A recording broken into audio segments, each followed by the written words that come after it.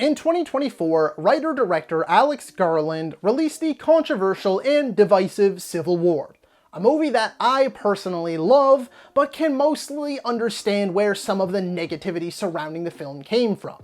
Recently, Garland doubled down on war movies in his filmography by teaming with real-life Iraq war vet Ray Mendoza to release Warfare, a harrowing real-life tale about a group of American soldiers trapped in a home in the middle of enemy territory and surrounded on all sides. Was this one another hit with me? Will it win Garland's naysayers over? Or will it be another divisive, heavily criticized, and hotly debated addition to his catalog? Let's find out.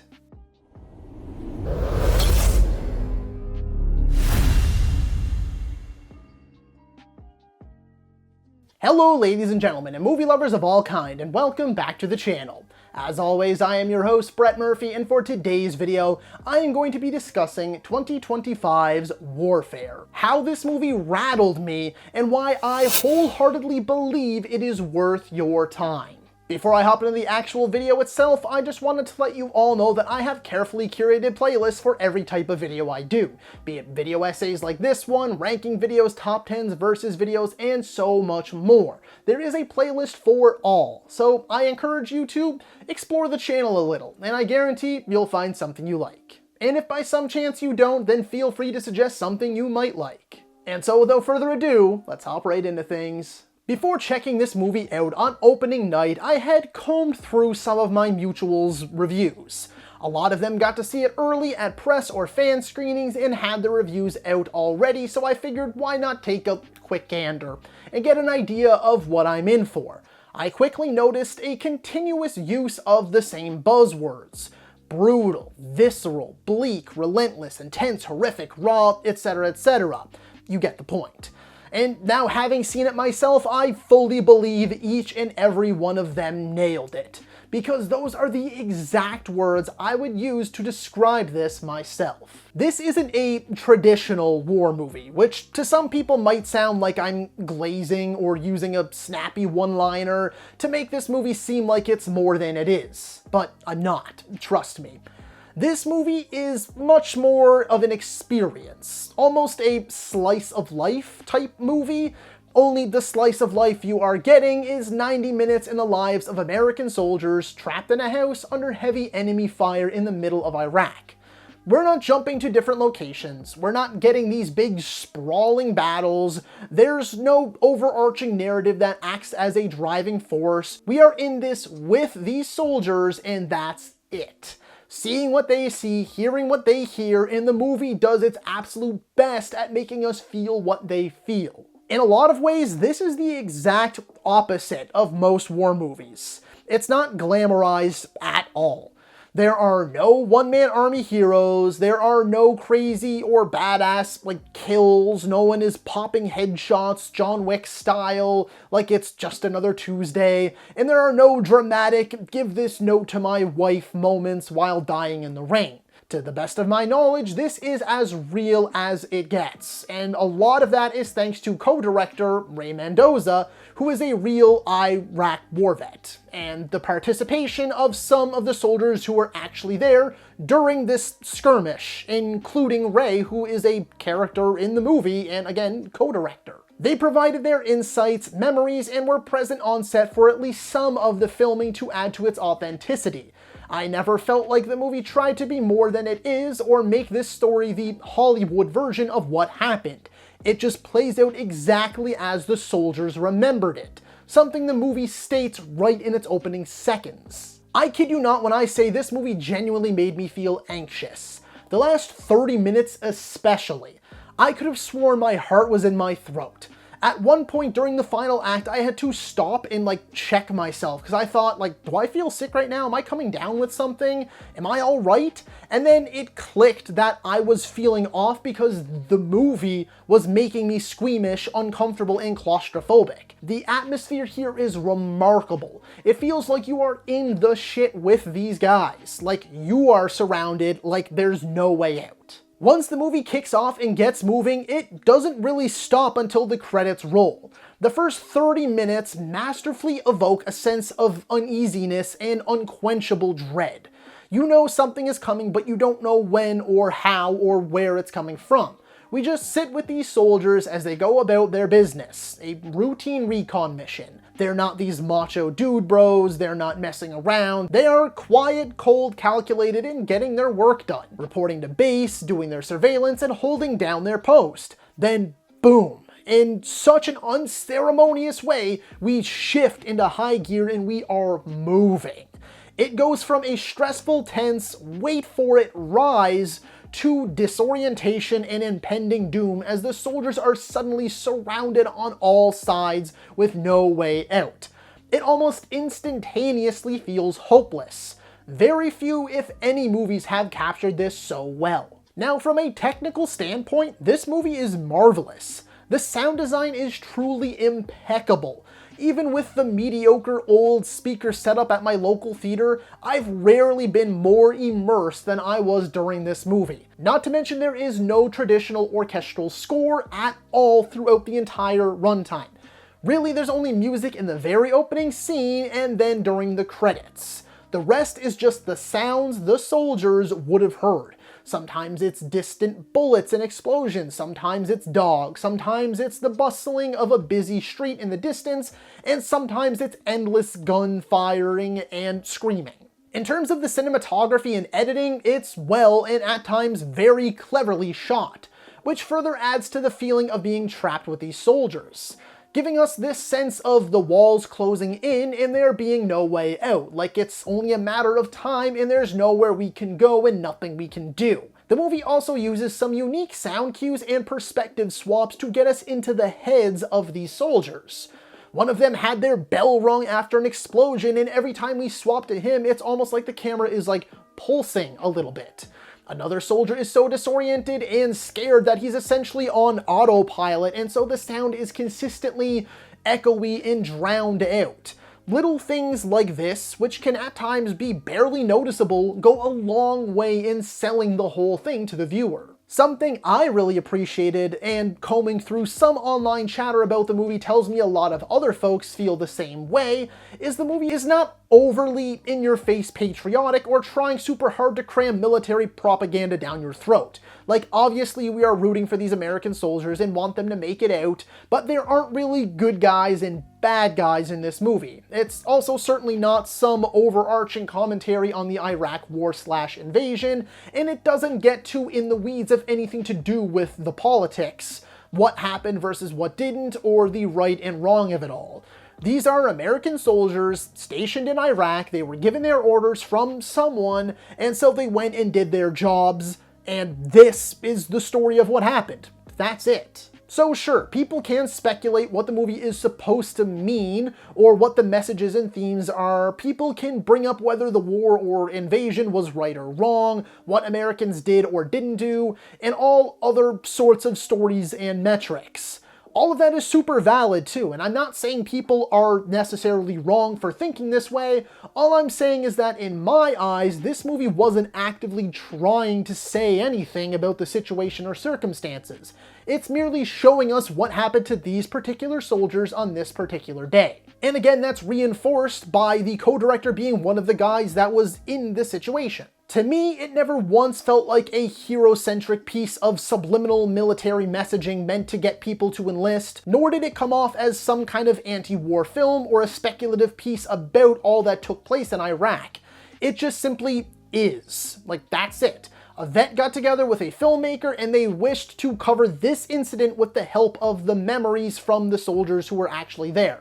Well, not the help, actually. I've seen interviews and it's only based on their memories and only if they can be corroborated by other soldiers. Of course, all of this rambling so far has gone without even mentioning the performances, which I felt were hauntingly authentic. The pain, the panic, the confusion, the grit, the determination, I felt all of it from each one of these actors. In terms of characters, at least in the traditional sense, they're sort of non-existent here, because it just wouldn't make sense with the movie they made. There are some histories and connections that are alluded to, and some character quirks, fears, or anxieties we could easily surmise, but again, that's not the focus of the movie. This isn't Saving Private Ryan, or Hacksaw Ridge, or even something like Lone Survivor. It's really its own damn thing. This flick puts you into the shit, dirt, muck, and grime. It's, again, all based on memory. There's little to no Hollywood elements. It doesn't hold your hand, and it most definitely doesn't shy away from the ugly reality. The title is simple, and for good reason. This is modern, well, 2006, warfare, in what I believe to be the truest form beyond a straight-up documentary.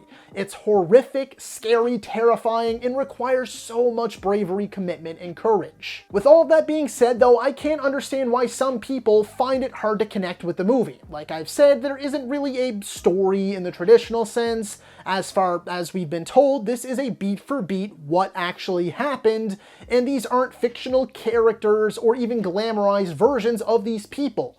These are, as accurately as possible, based on real soldiers, some of which were actually present during filming to further add to the authenticity of the performances and retelling of the event. There's no three-part story structure and no character arcs. We just follow these specific soldiers who experienced this very specific event, which is something I apparently feel the need to keep reiterating. And again, did I mention it's only based off their memories, and only if that could be corroborated by the other soldiers' memories. They didn't do any filling in the gaps here, there's no bullshit. In terms of pacing, the movie is deliberately slow, at least at first. It's very methodical with its pacing, in my opinion. We get a brief glimpse into what a lot of military work actually is, like I sort of mentioned earlier in the video. It's a lot of waiting, watching, reporting, taking notes, and simply passing time while staying alert so you're ready for your next orders. The movie plants some seeds and very deliberately begins to ramp up, though. A lot of what we know comes from the sniper staring through his scope for hours on end, making note of any suspicious activity or persons. Then before you know it, they quite literally blow the lid off, and then we're just going. No, it's not like any other action or even war movie where once the needle drops, it's guns blazing until the end credits. Like I said earlier, there's no big explosions, for the most part. No bloody headshots or dismemberance like it's Rambo or something. It's not trying to make you cheer or make these guys seem like 80s action stars or anything. They're still following orders, they're on their comms, they're staying in formation, and they're trying to find a way to get everyone out. Which brings me to the last 30 minutes of the movie, which was quite possibly the most intense half hour I've ever spent in a theater. It was genuinely insane. Not knowing the real story, I had no idea who, if any, of these soldiers made it out. From now on, when I think of the word gripping, I'll be thinking of this movie's last 30.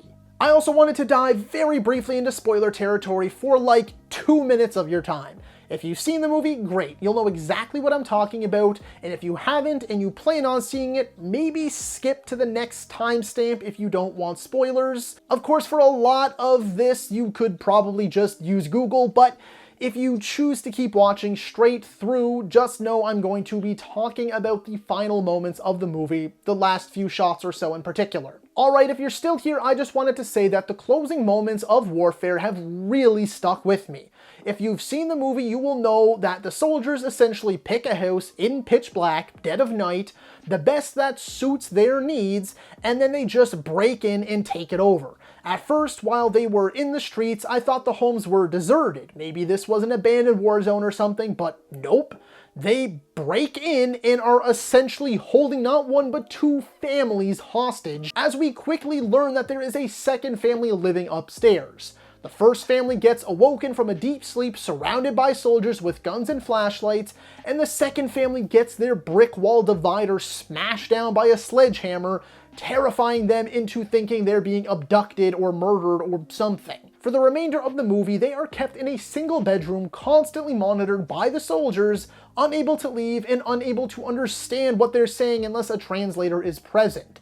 They're just as scared, confused, and disoriented as the soldiers soon become. Only the Americans did it to them first by invading and taking their home from them and proceeding to keep them trapped inside. Sure, at times the Americans do use themselves as human shields, and as the battle rages on, they have people there to not only monitor but to protect the family.